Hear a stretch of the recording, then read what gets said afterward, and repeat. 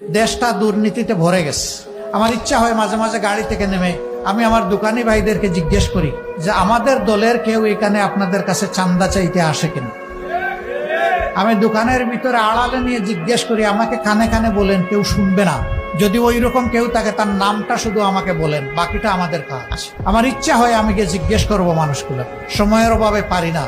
আমরা উন্মুক্ত আহ্বান দিয়ে রেখেছি, এরকম যদি কোনো দুর্বৃত্ত আমাদের নামে কেউ অপকর্ম করে মেহেরবানি করে আমাদেরকে জানাবেন। আমরা কথা দিচ্ছি আপনি খুশি হয়ে যাবেন, এমন ব্যবস্থা আমরা নিব ইনশাআল্লাহ।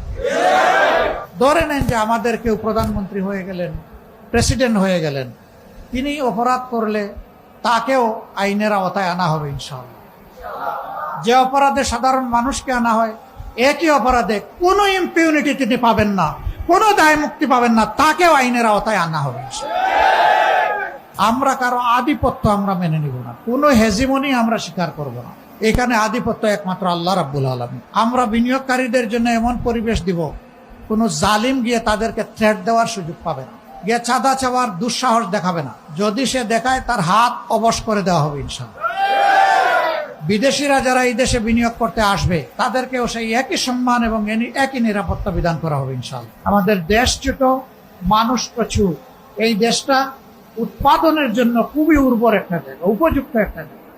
শুধুমাত্র দুষ্ট রাজনীতির কারণে বিদেশ থেকে মানুষগুলো এখানে এসে বিনিয়োগ করার সাহস পায়। আমরা এই দুষ্ট রাজনীতির পুরা চরকা ঘুরে দিতে চাই।